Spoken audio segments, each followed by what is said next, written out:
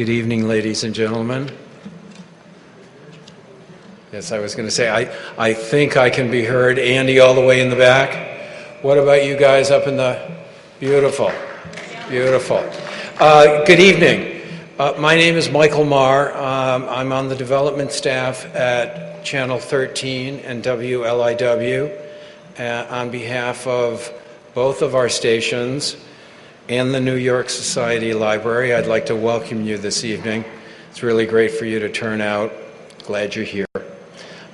I'm going to take just a moment to introduce Ward Chamberlain, who in turn is going to introduce Bill Moyers. I've been working for Channel 13 and WLIW for about 14 years now, and almost from the time that I came to the station, I had the opportunity to meet and to begin to work with Ward Chamberlain, who has a long history with public television.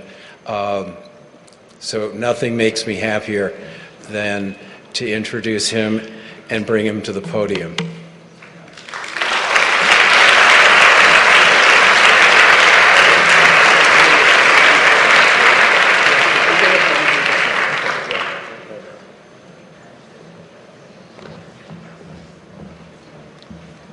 Hi, everybody. You're wonderful to come. And I want to thank particularly the patrons of Channel 13 who are here, who have been the rock upon which this station has started and succeeded and continues to succeed. And as Michael may have told you, I didn't hear him too well in the back row back there. I'm pinch hitting for Neil Shapiro, the president and chief executive at Channel 13. Who is out of town.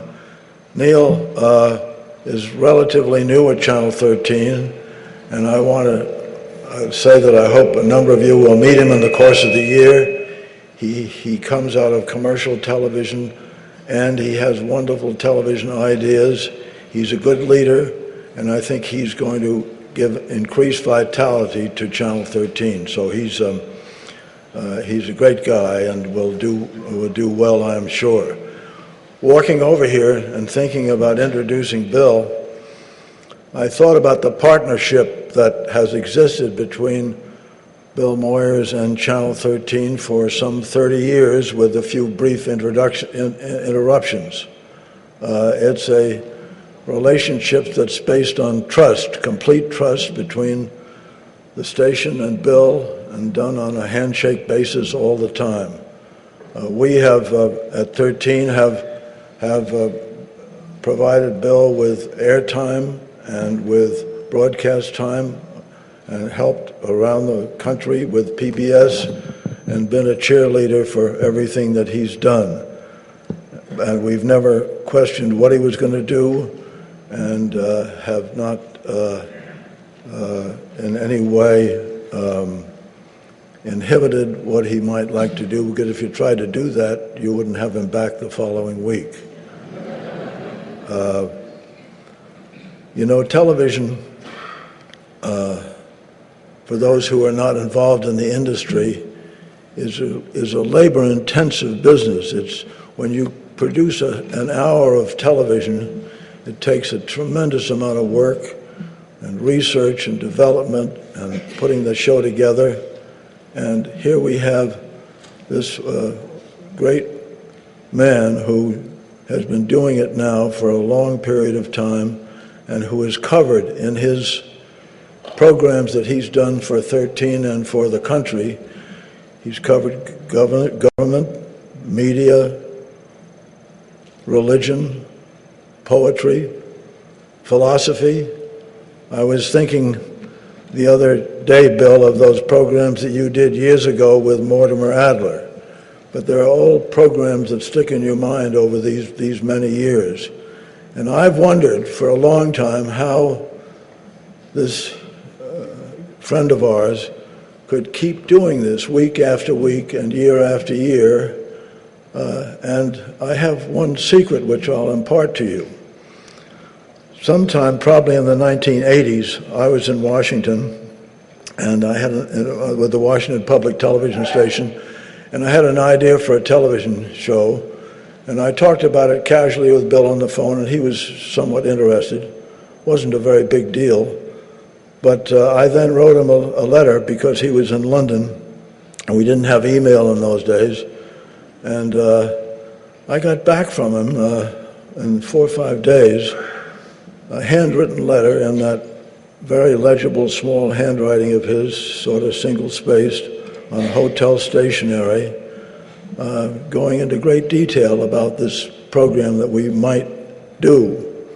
I said to his producer, Jerry Tubin, I said, Jerry, how can this guy do this? And with all the other things that he has to do, this project is not high on his priority list, I'm sure, not even high on mine. And yet he reads me this wonderful long letter going into detail about it. Tubin said, Ward, you don't understand. He has a 4-hour jump on us every day of his life. I said, what do you mean? Well, he said he only requires 4 hours sleep. So every day he's 4 hours ahead of us. Well, there are plenty of other things about Bill that are remarkable, but what he gives us and gives this country is perfectly extraordinary. So it may be that he still doesn't need much sleep, but he has many other helpers in the work that he does, the principal one being his wife, who has been with him every step of the way. So it's my great pleasure and privilege to introduce my dear friend, Bill Moyers.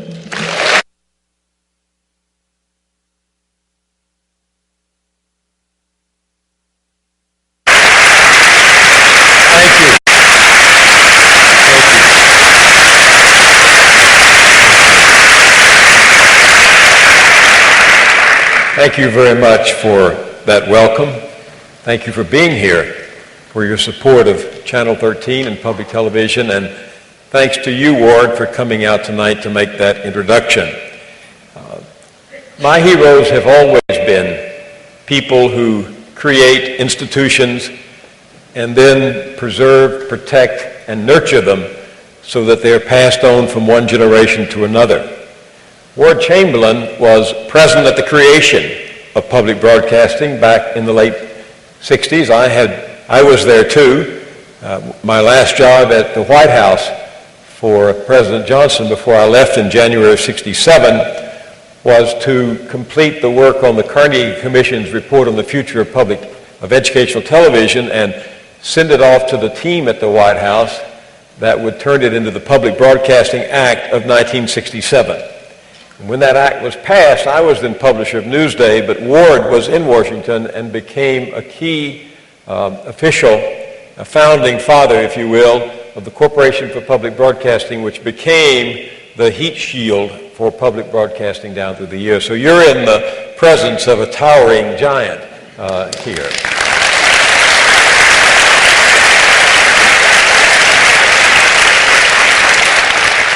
I've been at this for a long time now. I made my first speech to the Friends of Channel 13 40 years ago this summer when I was publisher of Newsday, and Nancy White, the wife of Theodore White, the great political journalist of the 1950s and 60s, asked me to come and speak to the new organization called Friends of Channel 13. I pulled out that speech yesterday in anticipation for this occasion, read it, and decided I wouldn't give it again. But I've had this long association with this marvelous institution. But we don't produce television by ourselves. I'm the one you see on the camera, but if you pull the camera back, you would see me standing on the shoulder of a large array of men and women who have been my executive producers, like Joan Connor, who's here tonight, who went on to become Dean of the Columbia School of Journalism, a longtime partner and husband, Al Perlmutter, one of the early and great producers and newsmen in broadcasting, still active in producing television. He's helping to get on the air on 16th of October on Channel 13, a powerful 90-minute documentary produced by an old colleague of mine, Sherry Jones, who's done some great work for Frontline and for me. The title of this documentary is Torturing Democracy, and it's the best told, most powerful story I have seen of how our government moved to adopt torture as official policy. She's got interviews that no one else has had, documents no one else has seen, and it's been put together in a way that is a powerful and dramatic witness to truth. And Al Perlmutter has been responsible for getting that ready to go on the air on October 16th. Be sure to note in your calendar that it will be airing that night on Channel 13. Television makes us intimate strangers.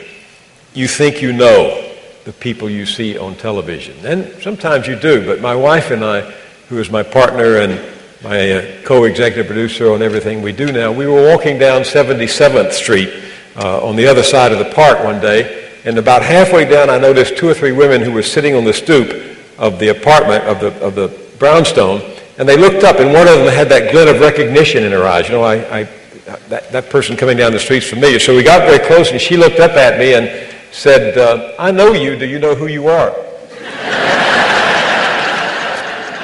And my wife, this was a few years ago, Judith said, lady, he's 66 years old and he still hasn't figured it out.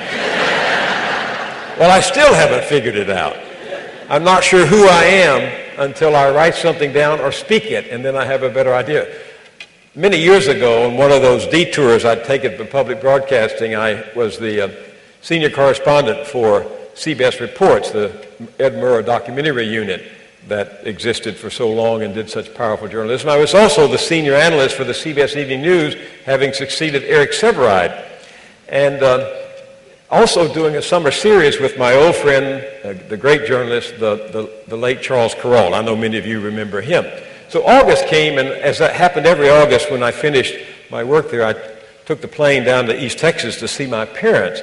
I got a cab in front of CBS News, 524 West 57, went out to LaGuardia. I had put my bag in the trunk of the cab. It had the CBS logo on it, but it didn't have my name. It had that famous black and blue eye that is associated with CBS. It's a lot blacker and bluer now than it was then. But the porter reached into the trunk of the cab, pulled it out, looked down at the logo, looked up at me, looked at the logo, looked at me, and he said, "Are you on a soap opera?" I almost said, "Yes, ma'am, I'm on the CBS Evening News with Dan Rather," but I didn't think Dan would appreciate that. So went on in, checked in, was waiting to board the train. I was reading the New York Times, and all of a sudden I noticed a crop of white hair, like yours, coming over the logo of the Times. I pulled it down. I was looking right into the eyes of a senior citizen. I looked at her, she looked at me, and she said, "I know you. Don't I?" I got on the plane, flew to Shreveport, Louisiana, which is the airport closest to Marshall, Texas, was waiting for that same bag, and another lady came up to me. She said, oh my gosh. She said, "Oh, goodness." She said, "I can't believe it." She said, "Oh, my goodness. I just love your work, Mr. Carroll." And this is a true story. I said, "Yes, ma'am. I appreciate that." She said, "But you know, on television, you look fatter and balder." And I said, "Well, thank you." She said, "That's all right. I love you both ways." The moral of that is so much for notoriety, right?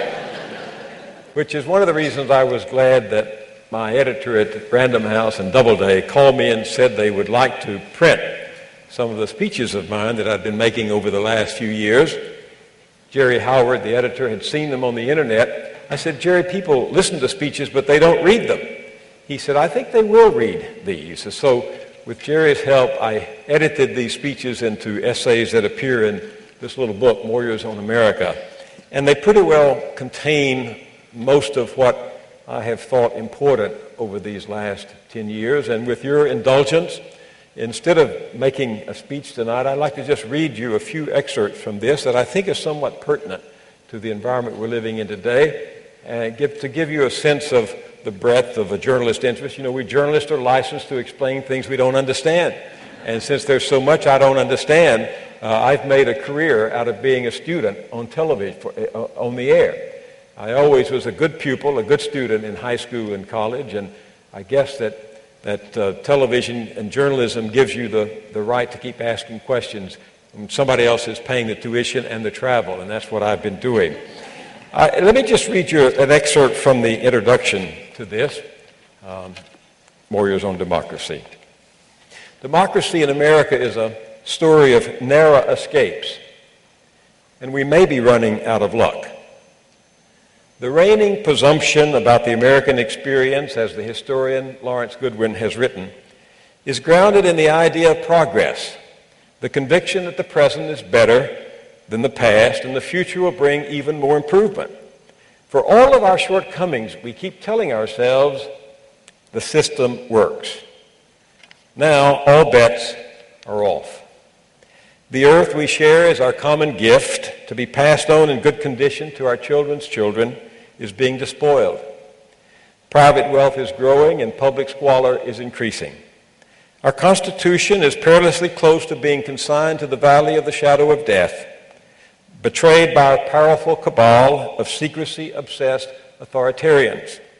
Terms like liberty and individual freedom, invoked by generations of Americans who battled to widen the reach of the 1787 promise to promote the general welfare, have been perverted to create a government primarily devoted to the welfare of the state and the political and media class that run it. Yes, Virginia, there is a class war, and ordinary people are losing it. It isn't necessary to be a Jeremiah crying aloud to a sinful Jerusalem that the Lord is about to afflict them for their sins of idolatry, or Cassandra making a nuisance of herself as she wanders around King Priam's palace grounds wailing, "The Greeks are coming," or Socrates, the gadfly, stinging the rump of power with jabs of truth, or even Paul Revere, if horses were still in fashion. You need only be a journalist with your eyes open to see what's happening to our democracy. I've been lucky enough to spend my life as a journalist, acquiring a priceless education in the ways of the world, actually getting paid to practice one of my craft's essential imperatives to connect the dots. The conclusion that we're in trouble is unavoidable. I report the assault on nature evidenced in coal mining that tears the tops off mountains and dumps them into rivers, sacrificing the health and lives of those in the river valleys to short-term profit. I see a link between that process and the stock market frenzy which scorns long-term investment, genuine savings, in favor of quick turnovers and speculative bubbles, whose inevitable bursting leaves insiders with stuffed pockets and millions of small stockholders, pensioners, and employees out of luck, out of work, and out of hope. That was written in January, by the way, not this week. And then I see a connection between those disasters and the repeal of 60-year-old banking and securities regulations designed during the Great Depression to prevent exactly that kind of human and economic damage. Who pushed for the removal of that firewall? An administration and Congress who are the political marionettes of the speculators and who are well rewarded for their efforts with indispensable campaign contributions. The property qualifications for federal office that the framers of the constitutionally expressly chose to exclude for demonstrating an unseemly veneration for wealth are now de facto in force and higher than the founding fathers would ever have imagined. Then I draw a line to the statistics that show real wages lagging behind prices, the compensation of corporate barons soaring to heights unequaled anywhere among industrialized democracies, the relentless cheese paring of federal funds devoted to public schools, to retraining for workers whose jobs have been exploited, and to programs of food assistance and health care for poor children, all of which snatch away the ladder by which Americans with scant means, like my parents, but willing hands and hearts could work and save their way up to middle-class independence.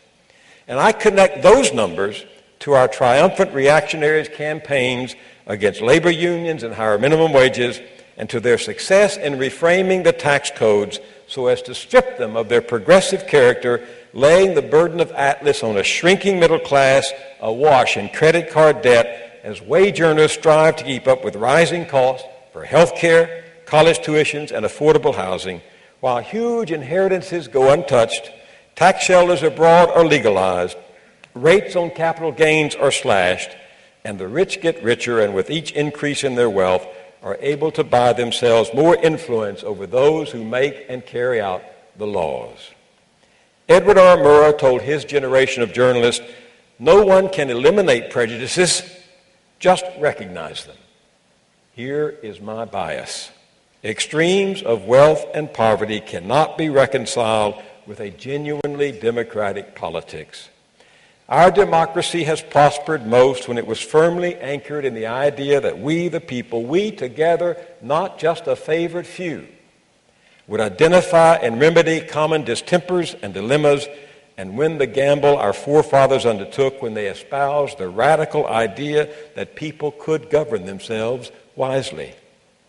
Whatever and whoever tries to supplant that with notions of a wholly privatized society of competitive consumers undermines the democracy of a country that, as Gordon Woods put it in his landmark book, The Radicalism of American Revolution, discovered its greatness by creating a prosperous free society belonging to obscure people with their workaday concerns and their ordinary pursuits of happiness. A democracy that through the years changed the lives of hitherto neglected and depicted masses of common laboring people. And I go on then to spell that out in many of the essays in this book because I believe that is the danger we face today, and I think that is what this election is all about, is whether or not we can restore this idea that this democracy, this system, this country includes all of us and not just a few of us. Last fall, I was asked to come and deliver the opening lecture at West Point, the United States Military Academy. And I include that in here with a little introduction that I'll read to you. The invitation was short and simple. It is with a great deal of pleasure that I write to inform you that the superintendent of the United States Military Academy has approved the recommendation of the selection committee to invite you as our speaker of the Saul Feinstein lecture. The details follow, but I could hardly get beyond the first sentence. The committee had to have known of my opposition to the invasion of Iraq.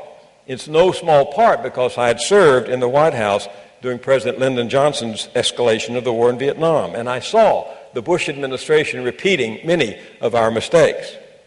What would I say to young men and women who within a year would be dying in another unnecessary war because their civilian leaders misled the country? These cadets had committed themselves to honor, duty, country, and were now being asked to fulfill those obligations in a war they should never have been asked to fight. As I weighed the decision to accept or decline, I fastened on the title of the lecture series, The Meaning of Freedom. The annual event dated back to 1971. Just who was Saul Feinstein to want such an array of speakers in his name? And why the meaning of freedom? Researching his life proved instructive. He was born to an impoverished family in Lithuania, then part of Poland, the son of a Torah scribe, at a time when the Tsarist government controlled everything, including permission to leave the country. Without standing or rubles to obtain passports, most impoverished immigrants had to get out illegally. Some things never change. When he was 14, Saul Feinstein hid in a peasant's cart under a load of hay to reach a barn where 35 other immigrants, mostly young men trying to escape the Tsar's army, were hiding. They made it across the German border to Antwerp, where Saul boarded a ship for America with a $40 ticket paid for by his brother and sister who were already in New York working in a sweatshop. Young Saul wound up making sleeves for coats, earning $6 a week and taking $2 from each paycheck to pay back the money he owed his siblings. With no elementary or high school education, he attended night school for 15 months, was accepted at Syracuse University to study forestry, went on to the University of Pennsylvania for chemistry, and then made his fortune in real estate and construction. He so revered the liberty he found in this new country that he collected original documents of the Revolution and set up libraries to house them, including the Saul Feinstein collection at West Point. To the cadets, he had given a legacy of history. To me, a reminder that the meaning of freedom is what you make of it. So here's the introduction to, here's the first part of that lecture. I remind you there are 3,000 West Point cadets out in front, as you are here this evening. As I prepared for this occasion, I constantly reminded myself that many of you will be heading for Iraq. I've never been a soldier myself, never been tested under fire, never faced hard choices between duty and feeling or duty and conscience under deadly circumstances. I will never know if I have the courage to be shot at or to shoot back, or the discipline to do my duty, knowing that the people who dispatched me to kill or be killed had no idea of the moral abyss into which they were plunging me. I've tried to learn about war from those who know it best, veterans, the real experts. But they've been such reluctant reporters of the experience. Ward Chamberlain is a veteran. You saw him in Ken Burns' recent film on the war. My father-in-law, Joe Davidson, was 37 years old with 2 young daughters when war came in 1941. He enlisted and served in the Pacific, but I've never succeeded in getting him to describe what it was like to be in harm's way. My uncle came home from the Pacific after his ship had been sunk, taking many of his friends down with him, and when I asked him about the experience, he would look away and change the subject. One of my dearest friends who died this year at 90 returned from combat in Europe as if he'd taken a vow of silence about the terrifying things that came home to him with him uninvited. Over the years, I've turned to poets for help in understanding the realities of war. It is from the poets we outsiders most often learn what you soldiers experience. I admired your former Superintendent, General William Lennox, who held a doctorate in literature and taught poetry classes here because he said poetry is a great vehicle to teach cadets as much as anyone can what combat is like before they experience it. From the opening lines of the Iliad, "Rage, goddess, sing the rage of Peleus' son Achilles, hurling down to the house of death so many souls, great fighters' souls, but made their bodies carrion for the dogs and birds." To Wilfred Owen's pain cry from the trenches of France, "I am the enemy you killed, my friend." To Earhart's staccato recitation of the barely tolerable conglomeration of mud, heat, sweat, dirt, pain, fear. This is in Vietnam. We march grinding under the weight of heavy packs, feet dialed to the ground, and we wonder. Poets, with their empathy and evocation, open to bystanders what lies buried in their soldier's soul. Those of you soon to be leading others in combat, may wish to make a metaphorical detour to the Hindenburg Line of World War I, where the officer and poet Wilfred Owen, a man of extraordinary courage who was killed a week before the armistice, wrote, "I came out in order to help these boys, directly by leading them as well as an officer can, indirectly by watching their sufferings that I may speak of them as well as a pleader can." People in power should be required to take classes in the poetry of war. As a White House assistant during the early escalation of the war in Vietnam, I remember how the president blanched when the chairman of the Joint Chiefs of Staff said it would take 1 million fighting men and 10 years to win in Vietnam. But even then, the talk of war was about policy, strategy, numbers, and budgets, not severed limbs and eviscerated bodies. That experience, and the experience 40 years later of watching another White House go to war, also relying on inadequate intelligence, exaggerated claims, and premature judgments, keeping Congress in the dark while wooing a gullible press, cheered on by partisans, pundits, and editorial writers safely divorced from realities on the field, ended any tolerance I might have for those who advocate war from the loftiness of the pulpit, the safety of a laptop, the comfort of a think tank, or the glamour of a television studio. How often we hear the most vigorous argument for war from those who count on others of valor to fight it. As General William Tecumseh Sherman said after the Civil War, "It is only those who have neither fired a shot nor heard the shrieks and groans of the wounded who cry aloud for blood, more vengeance, more desolation, who also want more war." Well, you can go in and read that whole lecture, which becomes something of a history of the military as seen through the eyes of a journalist. In his introduction, Ward mentioned the variety of broadcasts we've done over the years, and that reminded me of this little section of a talk in here about public broadcasting. We're often asked why, as journalists, we've given so much time over the years to humanists, novelists, playwrights, artists, historians, philosophers, composers, scholars, teachers. I tried to answer this question some years ago when I was invited to testify before House of Representatives Committee on funding of the arts and humanities. I'd been in the White House when we set up the National Endowment of the Arts and the National Endowment of the Humanities. Our opponents, this is the mid-'80s now, were making their skepticism felt toward the Public Broadcasting Service, the National Endowment for the Arts, and the National Endowment for the Humanities. I had been present at the creation of all three during my time in the Johnson White House, and now all three were once again in the crossfire of reactionaries who were asking, why should we subsidize intellectual curiosity? Reading Shakespeare, they said, does not erase the budget deficit. Plunging into the history of the 15th century does not ease traffic jams. Listening to Mozart or reading the ancient Greeks does not repair the ozone layer. At the time of my testimony, we had recently produced 2 series on poetry called The Language of Life and Power of the Word. Our series, Joseph Campbell and the Power of Myth, which Joan Connor and Al Perlmutter helped inspire, was resonating far and wide, much to the displeasure of sectarian dogmatists.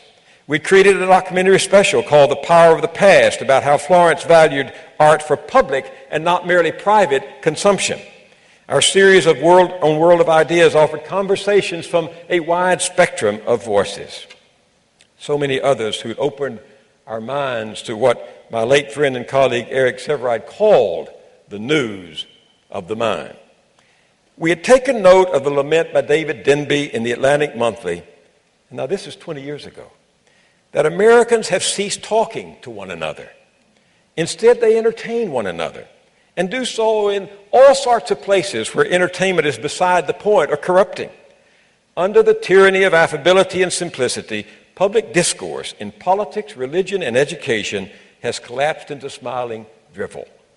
We were also influenced by the educator Herbert Cole, who wrote, "If we do not provide time for the consideration of people and events in depth, we may end up training another generation of television adults," listen, "who know what kind of toilet paper to buy, who know how to argue and humiliate others, but who are thoroughly incapable of discussing, much less dealing with, the major social and economic problems that are tearing America apart."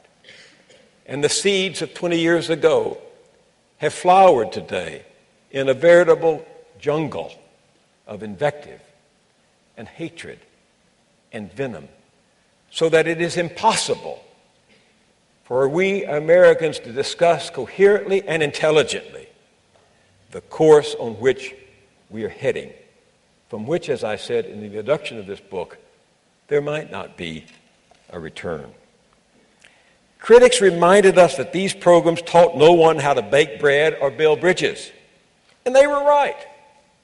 Despite public television, despite symphony orchestras, municipal libraries, art museums, and public theaters, crime was still rampant, the divorce rate was soaring, corruption flourished in politics, legislatures remained stubbornly profligate, corporations cooked their books, liberals were loose in New York doing the work of the devil, and you still couldn't get a good meal on the metro to Washington, despite all of these good works. Why persist, some members of Congress wanted to know. Not that we hadn't wrestled with these questions ourselves. My wife knows of the angst I experienced in choosing between producing a series on faith and reason, as we did last summer, and taking on an investigative documentary on mountaintop mining.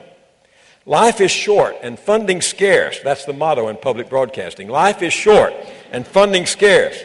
and how to commit one's time and resources is a dilemma, not for journalists or producers alone, but for anyone struggling to make the best choice when two roads diverge in the yellow wood.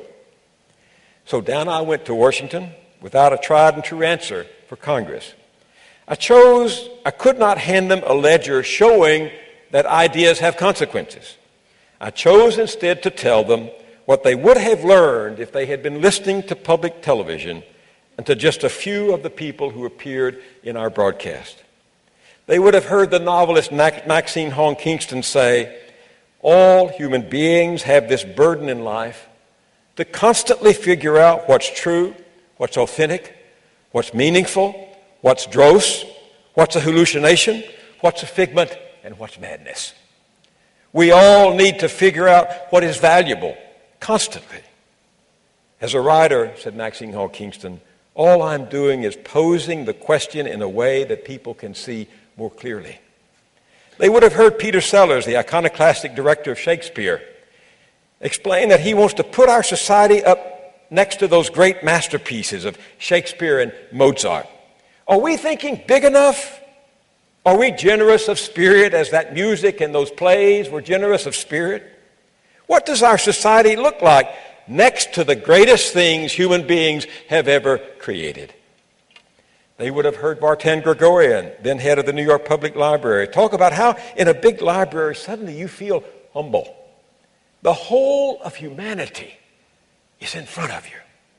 It gives you a sense of cosmic relation, but at the same time a sense of isolation. You feel both pride and insignificance. Here it is the human endeavor, human aspiration, human agony, human ecstasy, human bravura, and human failings, all before you, there for the taking. And you look around and say, oh my God, I'm not going to be able to read it all. They would have heard the philosopher Martha Nussbaum confess that in one sense there's no message or moral in an ancient Greek dramatist, simply the revelation of life as seen through the sufferers. But there is a value, she went on, in seeing the complexity in life and seeing it honestly without flinching and without reducing it to some excessively simple theory. You begin to realize that trying to wrest a good life from the world may lead to tragedy. But you have to try. They would have heard the filmmaker David Putman tell how as a boy he had sat through dozens of screenings of A Man for All Seasons, the story of Sir Thomas More's fatal defiance of Henry VIII. It allowed me the enormous conceit of walking out of that cinema thinking, yeah, I might have had my head cut off for the sake of a principle. I know absolutely I wouldn't, he said, and I probably never met anyone who would, but the cinema allowed me that conceit. It allowed me for one moment to feel that everything decent in me had come together. And they would have heard the teacher, Mike Rose, talk about what it's like teaching disadvantaged older college students in California. He told me of his battle with a streetwise grown-up who was slogging her way through Macbeth. She would ask him, what does Shakespeare have to do with me? But when she finally got through that play, she said to Mike, you know, people always hold this stuff over you. They make you feel stupid. But now I read it, I can say, Olga, you've read Shakespeare. I won't tell you I like it, because I don't know if I do or don't. But I like knowing what it's about. And Mike Rose said, the point is not that reading Shakespeare gave her overnight some new discriminating vision of good and evil. What she got was something more precious, a sense that she was not dumb and she wasn't powerless. I'm pleased to report that those members of Congress got it. They voted for the increase in funding for the humanities. I was, as some of you know, very close to Lady Bird Johnson, closer than I was to Lyndon Johnson. And one of the last things she did when I saw her before her death was to ask me to deliver her eulogy. And so I did last summer. I'm not going to read it all, but I want to read you what was the special part of it to me. Lady Bird Johnson, you know, was very active in the preservation of the environment and in the beautification of our country and the setting aside of public parks. But there was a part of her that not many people knew. So let me speak especially of the one quality that most captured my admiration and affection, her courage. It is the fall of 1960.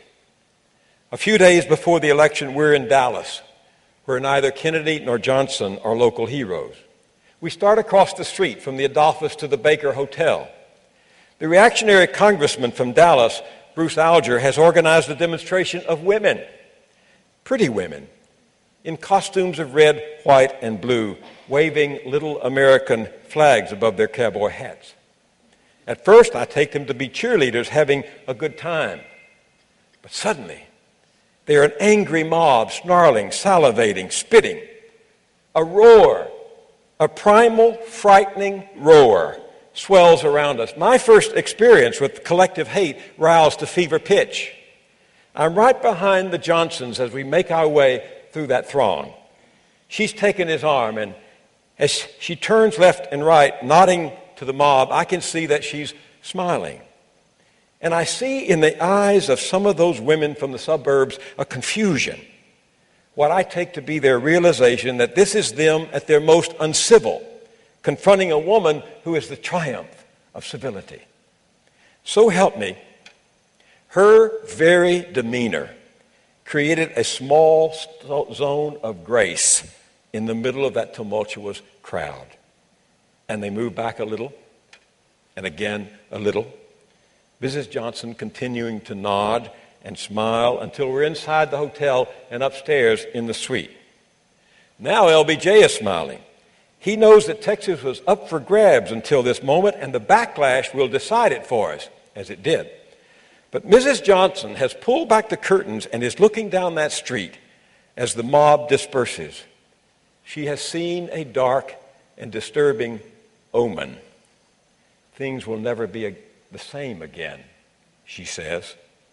Fall of 1960. Now it is 1964. The disinherited descendants of slavery, still denied their rights as citizens after a century of segregation, have resolved to claim for themselves the promise of life, liberty, and the pursuit of happiness. President Johnson has thrown the full power of his office to their side. He has just signed the Civil Rights Act of 1964, the greatest single sword of justice raised for equality since the Emancipation Proclamation. A few weeks later, both Johnsons plunge into his campaign for election in his own right. After that historic legislation, he has more or less given up on the South, but she will not. These were her people. She came from Alabama. Here were her roots, and she's not ready to sever them. So she sets out on a whistle-stop journey of nearly 1,700 miles through the heart of her past. She's on her own now, campaigning independently, across the Mason-Dixon line, past the buckle of the Bible Belt, all the way down to the port of New Orleans. I cannot, all these years later, do justice to what she faced. The boos, the jeers, the hecklers, the crude signs and cruder gestures, the insults and the threats. This is the land still ruled by Jim Crow and John Birch, who control the law and enforce it with the cross and the club. It's 1964, and bathroom signs still read white ladies and colored women. In Richmond, she is greeted with signs that read, "Fly away, Lady Bird." In Charleston, "Blackbird, go home." Children planted in the front row hold up signs practically in her face, "Johnson is a nigger lover." In Savannah, they curse her daughter, who is standing by her. The air has become so menacing that we run a separate engine 15 minutes ahead of her in case of a bomb. She later said people were concerned for me, but I was concerned for that engineer in the train ahead of us. He was in far greater danger. Rumors spread of snipers, and in the panhandle of Florida, the threats are so ominous that the FBI orders a yard-by-yard sweep of a 7-mile bridge over which the train will pass. She never flinches. Up to 40 times a day from the platform of the caboose she will speak, sometimes raising a single white-gloved hand to punctuate her words, always the lady. When the insults grow so raucous in South Carolina, she tells the crowd the ugly words are coming not from the good people of South Carolina, but from the state of confusion. We still have that today down there. In Columbia, she answers hecklers with what one observer called a maternal bark.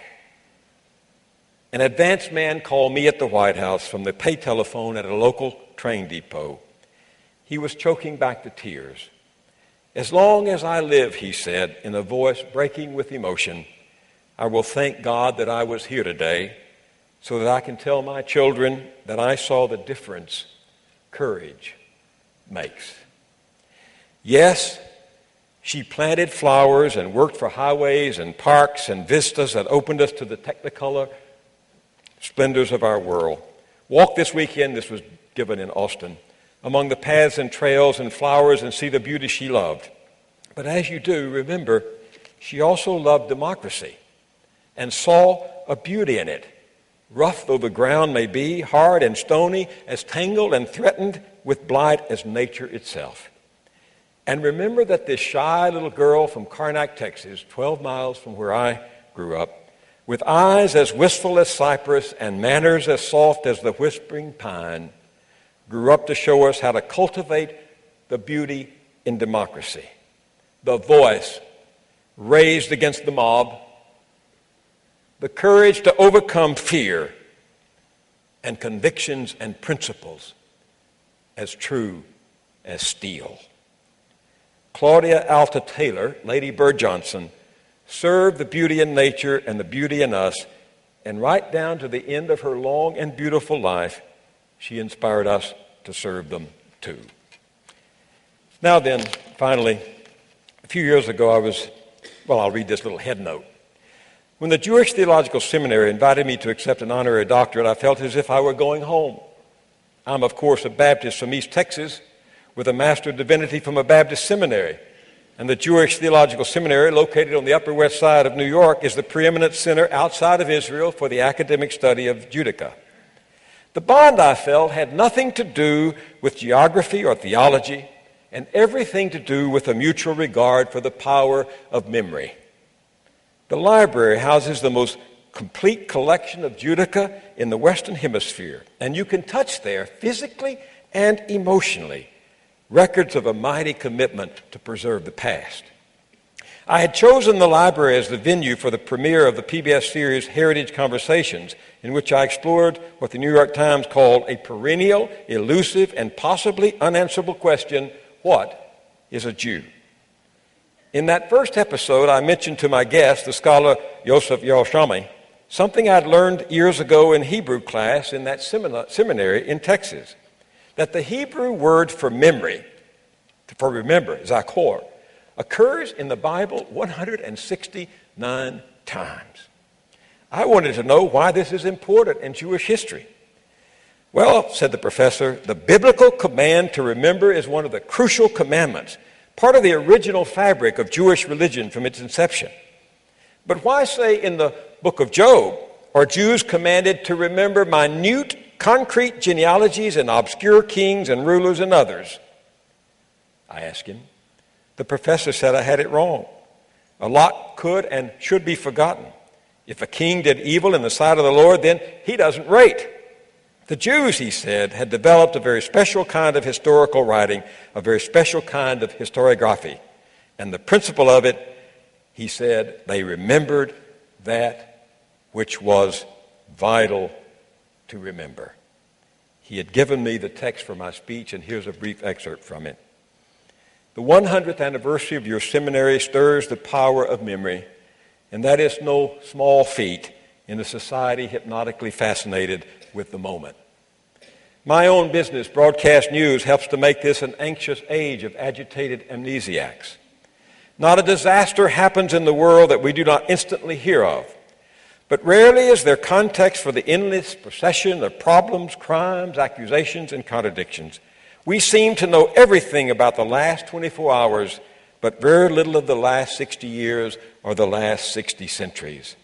In his speech accepting the Nobel Prize for Literature in 1980, the poet Czesław Miłosz said, "Our planet that gets smaller every year, with its fantastic proliferation of mass media, is witnessing a process that escapes definition, characterized by a refusal to remember." One of the documentaries in my recent series, A Walk Through the 20th Century, deals with the propaganda battles of World War II. Propaganda is as old as the sorcery and pageantry by which ancient emperors awed their subjects, as old as missionaries and the Declaration of Independence. But in the 20th century, superstate propaganda has become a fearful means for a zealous few to manipulate the minds of millions. This particular documentary explores the Black Ark through the work of Fritz Hippler, who was the chief of Hitler's film ministry. We found him living in Berchtesgaden, healthy and unrepentant. He told us the only mistake Hitler made was to lose the war.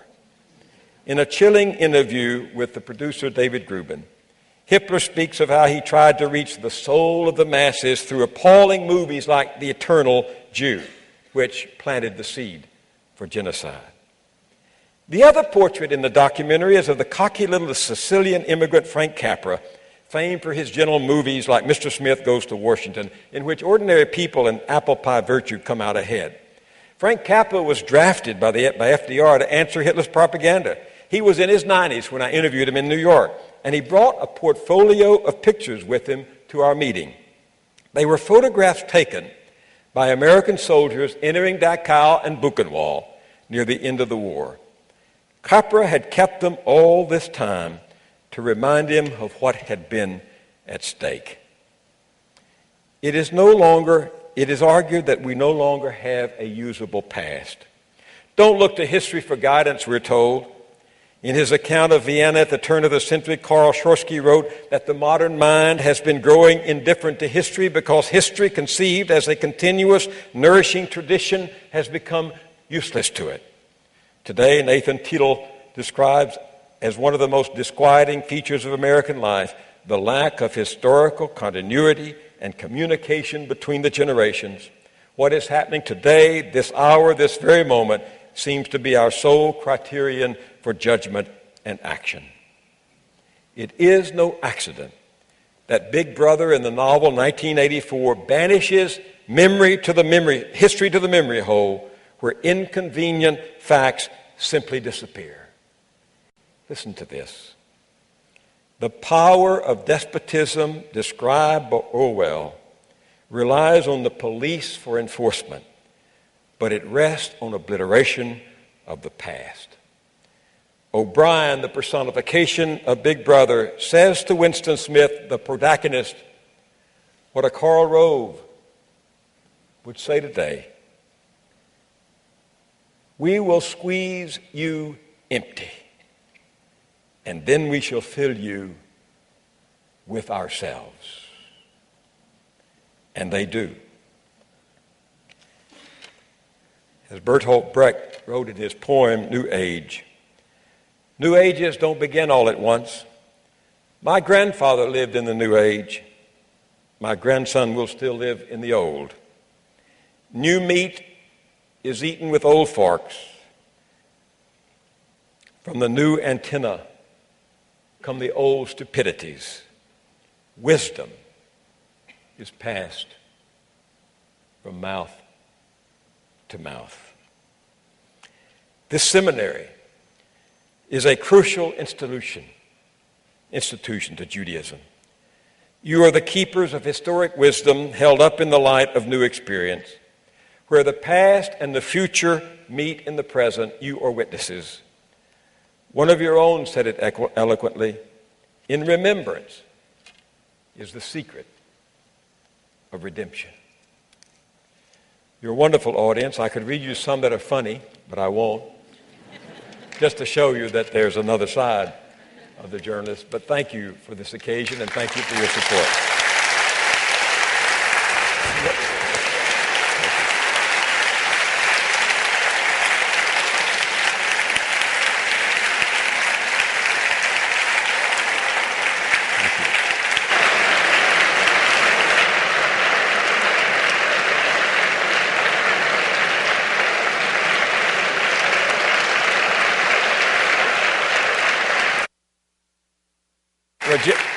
Regina says we can take some questions. I'm willing to stay as long as you are. If you have to leave and go home, go right ahead. But let's take this one back here. Pardon me? I can't hear that.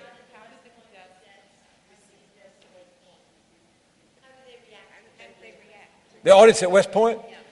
That's a good question. How did the audience at West Point react to that hour-long speech? When I finished, there was 30 to 45 seconds of silence. And I thought, you have really blown it. And then they started standing up, and they applauded. Not because they applauded, not because they agreed with me, but because they appreciated the fact that somebody spoke to them what was on his mind and didn't try to hide the fact about their destination. And then they kept me for over 2 hours in question and answer. It was an exhilarating experience, but they took it like you would want our officers to take it. Yes? Moyers, could you address the relationship of democracy and capitalism? You talked about FDR. There were robber barons before FDR. It's not that we've been on a progressive trajectory and then suddenly slumped. It seems that FDR's revolution could have been a blip in our history, and that was the aberrant period versus now. The relationship between democracy and Whether they intended it or not, our founding fathers let loose a revolutionary spirit that captured the imagination of the world 100 years after 1776. On July 4th of 1876, American flags flew from the jail cells of the Lubyanka prison in Moscow. They let loose this notion, contained and frustrated in the beginning of life, liberty, and the pursuit of happiness. That was the democratic idea, that in some basic, fundamental way, we're all created equal in the sense of our humanity, of our beingness. They let that loose. The Constitution, of course, written largely by slave owners who were interested in protecting their property against that revolutionary spirit, built in a system that stifled that revolutionary spirit. And all throughout our history, this has gone back and forth, this conflict between that ardor of the revolutionary spirit and the avarice and fear of property that spirit loose in the land could mean an end to their privilege and their power. And that fight has been going on back and forth. What's happening right now in our financial world, in our economy, happens about every 25 to 30 years if you look back over the long span of history. Capitalism is the creation of wealth, but left unbridled, takes all the wealth it can get and wants more. Democracy is the check on unfettered capitalism. Democracy, the ability and the will and the capacity of power of people to stand up to untrammeled power. The only way, FDR said this, the only answer to organized money is organized people. And that's what democracy do. The secret of our system when it works is to balance these two forces. The desire of people to get as much as they can, but the process of democracy which checks their ability to do so when it hurts the public sphere. That's essentially the tension between democracy and capitalism. I believe in both. Capitalism does create wealth. Democracy does make sure that it's not only that society functions not only for the wealthy. When I grew up, my father never made over $100 in his life. The last paycheck, which I still have, the stub of, was for $96.25 after taxes. But I went to a public school, good public schools.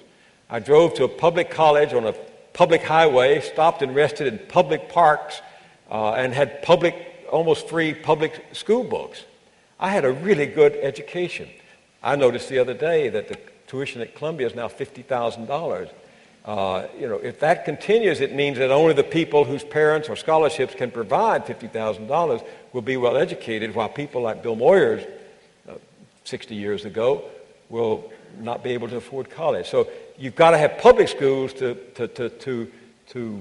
balance private schools so that education is not merely the result of privilege, wealth, and support. That's the tension. Yes.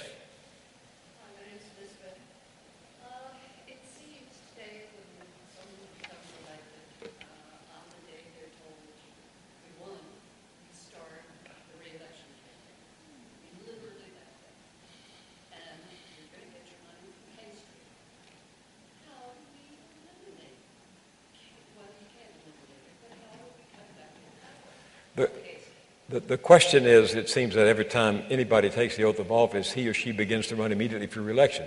That is true, and the problem one of the many problems in our political system today is that Congress really exists for the protection and perpetuation of incumbency. It really does. That's part of the reason for that we're landlocked today. We're paralyzed in Washington. The main answer is to take private money out of public elections. It's to make it impossible. It's to put an end to this inlet. When they start running right after the election, they're running for money. They're spending every day raising money for their next re-election campaign. So you have to get behind proposals which are working their way through some states, Maine, Arizona, and many municipalities, to provide for public funding from a public pool of money for people who can't afford to run their own campaigns and who don't want to go around and beg for money from big donors. You don't take the private money out of the system, but you balance it with the public money that comes from a public fund for candidates who do not want to bow to wealth. Now, the court in 1978, I think, in Buckley versus Vallejo, put some limits on that. But they didn't put limits on public funding, although this conservative court today is trying to do so. But go to publiccampaign.org on your website, and you'll see a set of positive map for what you can do to get involved in this movement that not in my lifetime, but in the lifetime of democracy, or it will be too short. We have to solve this problem.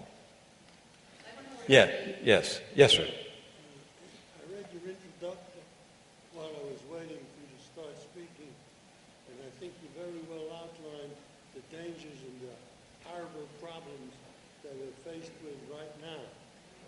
And I wonder why you don't take a much stronger partisan position on your program. Why don't I take a more partisan position on my programming? Well, first of all, I'm not much of a partisan.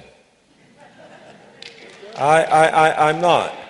I mean, it was the Democratic Party that led us into Vietnam. It was the Republican Party that led us into Iraq. It was the Democratic Party under Clinton as much as the Republicans under George W. Bush who pulled back the levers of regulation and oversight so that we have this untrammeled situation that finally led to a collapsing House today. There are differences in the parties, and if you read a new book by Larry Bartels, who is a professor of economics at Princeton University, on inequality, you will see that on the whole, although not ever extravagantly, on the whole, Democratic policies promote equality and Republican policies retract from equality.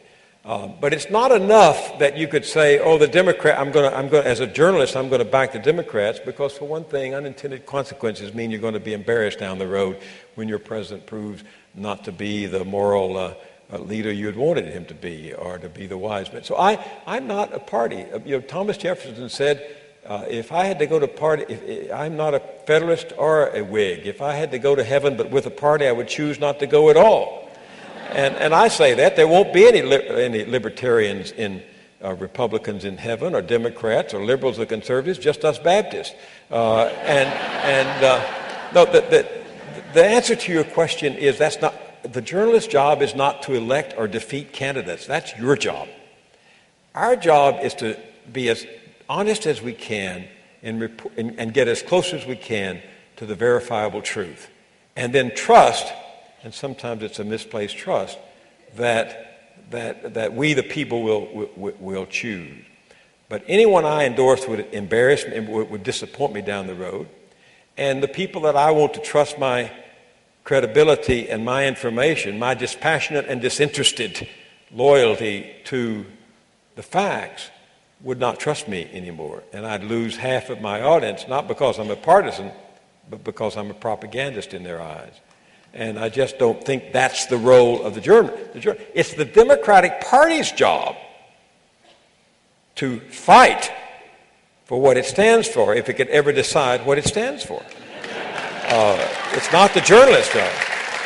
And we can't compensate for that. I mean, you do have, the problem today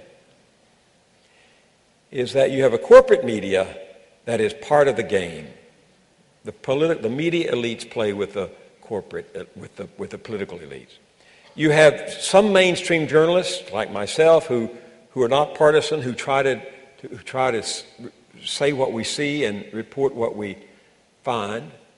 Then you have this whole new ideological press that has grown up in the last 30 years. Fox News and talk radio show, all the studies show 85% of all the talk radio hosts in this country are conservative, are right-wing, and they're mean and vicious and they distort.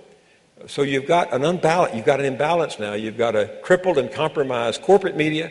You've got too few people like Jim Lehrer and myself and others frontline on public broadcasting. And then you've got this mass of new power in the right-wing media, from Fox News and the editorial page of the Wall Street Journal, right across to every community in this country in the presence of talk radio. The only way to overcome that again is with the power of organized people, and that's with the power of the party you belong to. The other thing is that when I was a young man in Washington, the first thing Lyndon Johnson said to me, the second thing, he said to me, he put me right outside of his office in 1960, and I was his gatekeeper. He said, don't do anything out here that you wouldn't want to see on the front page of the Washington Post tomorrow. And I followed that. The second thing he said is our best friends will be moderate Republicans. We will need them more than we will need any other faction here on the Hill. And I got to know all those moderate Republicans, Nelson Rockefeller and Bill Scranton and Margaret Chase Smith and people like that. And we would not have been able to pass the Civil Rights Act of 1964 and the Voting Rights Act of 1965 except for the moderate Republicans in the House. And if you were around then, if you notice when Lyndon Johnson signed the Voting Rights Act of 1965 with that first pen, he didn't turn and give it to Martin Luther King, who was standing here. He turned and gave it to Everett Dirksen, who was the minority leader of the Senate, a conservative Republican from Illinois, who had mustered the votes to defeat the filibuster that the Southern racists and segregationists were employing to defeat that bill. He knew that without those moderate Republicans and Everett Dirksen's decision, the Civil Rights Act would never have passed. So in my blood in those days, and by the way, my first job in Washington after the election of 1960 was I was assigned by Kennedy and his brother-in-law Shriver to get the Peace Corps legislation through Congress. People didn't want it. Sending a bunch of kids abroad, that was silly, they thought. So Shriver and I called on every member of Congress, 535 members of Congress in 6 months for personal visits. And I found that many of the Republicans were much more likable and open and tolerant than many of the particularly Southern Democrats, the region where I came from. So I just don't have partisan, but I will vote. I will vote for the ticket that I think represents best the impulses you read about in this book.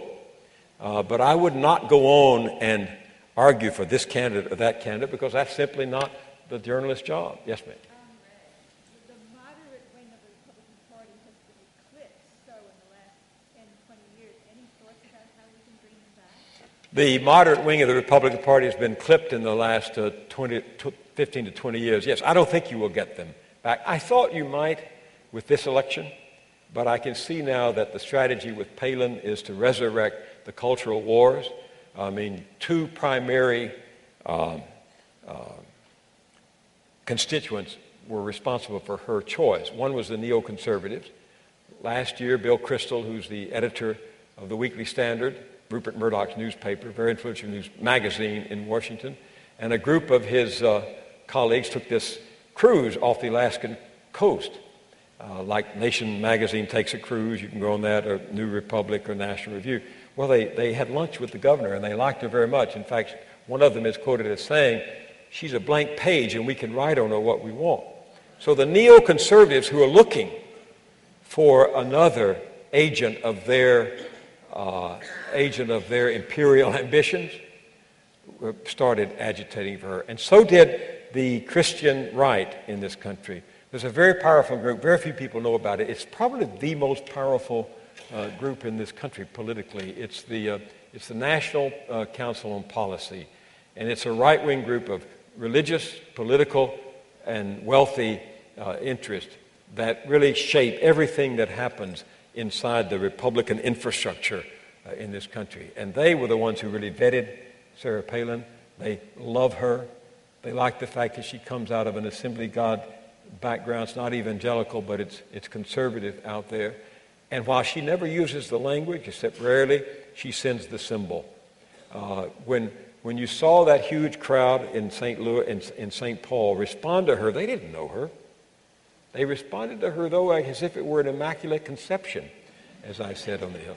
And they didn't know anything about her past. They didn't want to know anything about her past. They didn't know anything that she didn't. They didn't care that she didn't have experience, because she fitted their mythology, their belief system, their religious and spiritual belief system. So they're going to be the neoconservatives, and the conservative Christian right will again be the dominant force in the Republican Party, and they feel that the only way to win is with cultural warfare, abortion and family values and all of this. The very things that have been most disenfranchised in the Republican Party by all these scandals, and Abramoff and Reid and Senator Larry Craig and all of that. It's astonishing to me that they are back as they can, but there will be no home in the Republican Party for the duration for moderate Republicans. One more. I saw one hand, then we're going to quit, Gina. Yes, back there. My question is about the Constitution. Justice Scalia interpreted it as an originalist. And I wonder if you could evaluate Justice Scalia's evaluation of our Constitution. Well, Justice Scalia is a very, very hardline, rigorous Catholic. And he reads the country through that. He does not believe in the separation of church and state. When he talks about being an originalist, then I want to know if the African Americans who work for the Supreme Court are only 3/5 of a person. They would be if he really believed in the original Constitution. But he's a hardline, radical, conservative ideologue.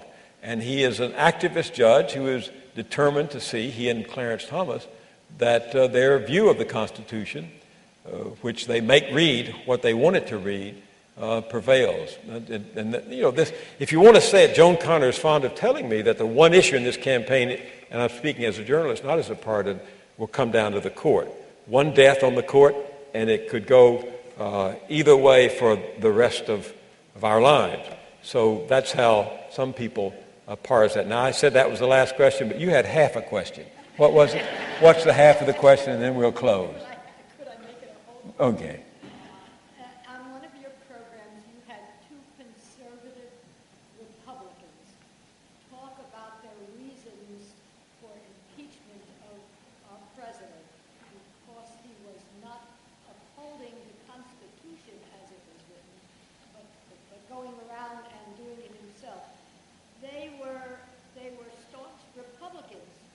And yet they felt that and you brought it out from them, I think, that it was more important for us to understand the word impeachment and what it entails and what we should be doing about it. She's mentioning the fact that I had two conservatives on my show a few months ago calling for impeachment. Not that they thought it would bring the president down, but that it would instruct us about the importance of the balance of power. And it would help. And it would, and so that we would understand what impeachment means. That's exactly right. And I would have argued for that. But you know who refused to push that was the Democratic Party. They didn't want to be hounded by the Republicans in this upcoming campaign, so they wouldn't hold impeachment hearings, even though they knew they would never impeach the president. They could teach us about the Constitution. And by the way, this goes back to your question again. Clearly in the fall of 2006, this country was fed up with the war in Iraq.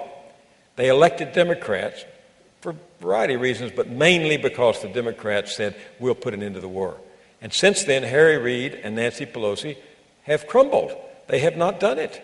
And that's why it's impossible to be a partisan because you want to hold your fire for whomever, your friends or your foes, fail to live up to your expectations of them. But the Democratic Party failed both on the issue of impeachment, using it as a weapon of illumination, if not humiliation, and why they have failed on the Democrats. I've got a chapter on that in the book, by the way. Well, that's really it. I could stay as I go on. Thank you very much.